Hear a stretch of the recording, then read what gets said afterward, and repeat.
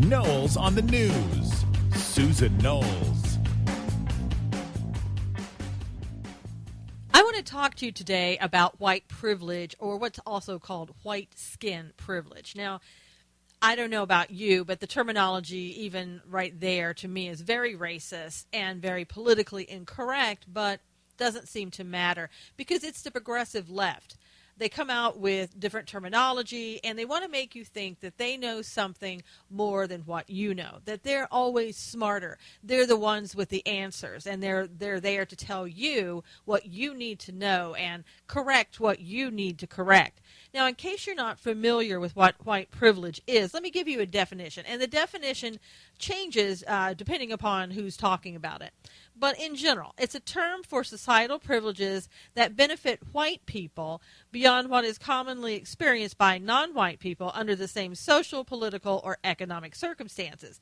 And these privileges are said to be unearned and are distributed based on values of the dominant group. Well, in my opinion, the term white privilege or white skin privilege is basically just another tool coming from the progressive left in order to continue to divide the races and use the white race as a scapegoat for many of the problems that are experienced by non-whites.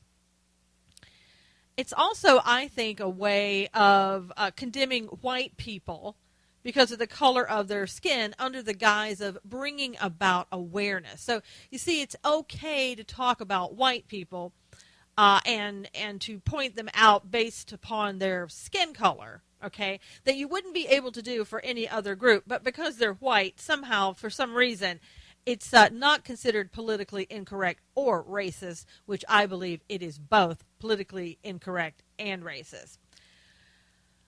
But I think more than that, it's a final effort, in my opinion, to shame and punish a race for the sins of their ancestors who were involved in slavery and Jim Crow. And again, it's just an agenda to divide. Instead of moving forward and saying, well, we can't change the past, but we can change the future in a positive way, they want to stay in the past, point the fingers at white people for all the problems of the world, and somehow we allow them to get away with it. Well, let me just tell you something. The whole concept of white privilege didn't just start yesterday. It didn't come up by Black Lives Matter coming up with it. No, it started in the 1980s by a woman named Peggy McIntosh. You may think, Peggy McIntosh, who's she? Well, she appears to be a Caucasian woman, a white woman, who basically came up with this term. Now, do you think that she did that because it was a racial issue? Well, the answer really is no. See, Peggy McIntosh is a feminist, and Wikipedia has her labeled as an anti-male. I won't go that far, but okay, that's what they say. She's a feminist nonetheless. And what she was doing, she was writing something about males, okay, about men, and decided there was a male privilege.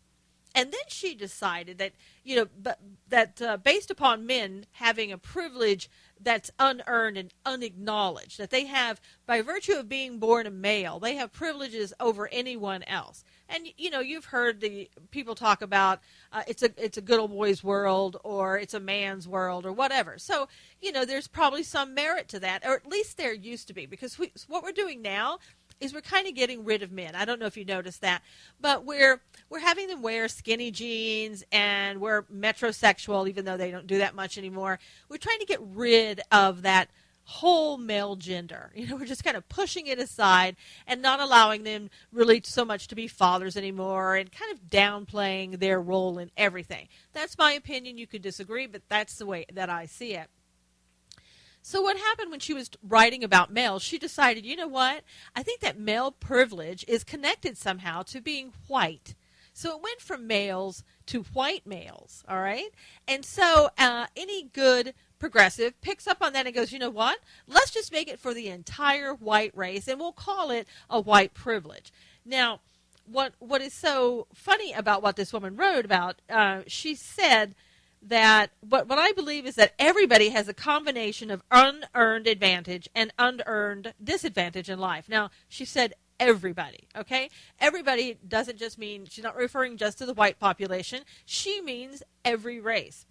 Whiteness is just one of many variables that one can look at, starting with, for example, one's place in the birth order, or your body type, or your athletic abilities, or your relationship to written and spoken words, or your parents' places of origin, or your parents' relationship to education and to English, or what is projected onto your religious or ethnic background.